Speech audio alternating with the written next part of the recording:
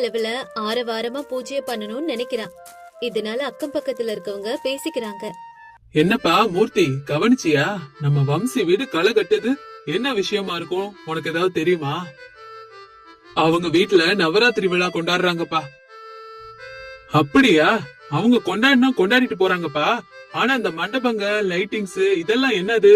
அட ஆமாப்பா, இந்த முறை ரொம்ப பிரம்மாண்டமா செய்யறாங்களாம். எங்க வீட்டம்மா சொன்னுச்சு. நம்ம காலனில இருக்க எல்லாரையும் வேற வர சொல்லிருக்காங்களாம்.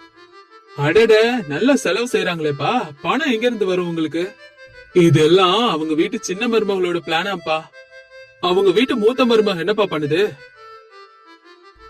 மூத்த மருமகளை பத்தி அப்ப கேக்குற? அந்த பொண்ணு ஏதோ கிராமத்துல இருந்து வந்த பொண்ணு போல இருக்கு. வீட்டை விட்டு வெளியே வராதான். இதையும் என் வீட்டம்மா தான் சொன்னாங்க. இப்படி இவங்க ரெண்டு பேரும் பேசிட்டு இருக்கும் போதே காலனி முழுவதும் இந்த வீட்டுல நடக்கிற நிகழ்ச்சிய பத்தி தான் பேச்சு நடந்துட்டு இருக்கு. வீட்டுல அத்தை, அது என்கிட்ட பூஜை செய்ய பணம் இல்லாம இருக்கலாம். ஆனா உங்களுக்கு எல்லா விதமான உதவியும் செய்ய நான் தயாரா இருக்கேன். இப்பதான் நீ சரியா பேசுற. பூஜையில யாரு எவ்வளவு பணம் செய்யறாங்கிறது முக்கியம் இல்ல, மனசுதான் முக்கியம். சரி அத்தை. அதுக்கப்புறம் நவராத்திரி பூஜைகள் தொடங்குது. பத்மினி பெரிய பெரிய அலங்காரங்கள், லைட்டிங்ஸ், மைக் செட் எல்லாம் வச்சு அந்த இடத்தையே திருவிழா மாதிரி மாத்துறா.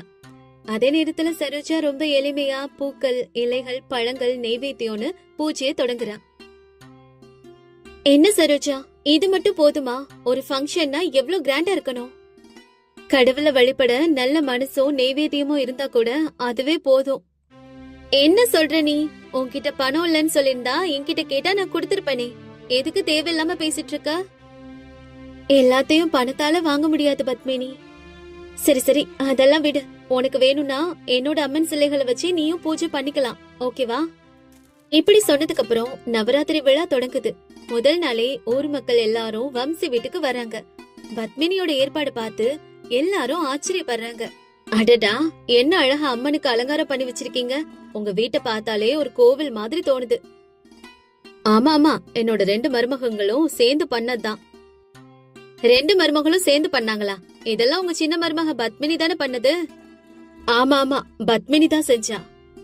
அப்போ உங்க மூத்த மருமக எதுவுமே பண்ணலையா? நான் கூட கேள்விப்பட்டேன், கல்யாணத்துல கூட பெருசா ஏதோ வரதட்சணை கொண்டு வரலையாமே. சரி சரி, இப்ப எதுக்கு அதெல்லாம்? பூஜை தொடங்கிடுச்சு, உள்ள வாங்க. இப்படி சொல்லி கமலா பேச்ச மாத்தினாலும் சரோஜா இது எல்லாத்தையுமே கேட்டுறா. ஆனா தன்னோட மனச அமைதிப்படுத்திக்கிறா. பூஜை நேரத்துல தன்னோட பங்கு பூஜைய ரொம்பவும் கவனமா செய்யறா.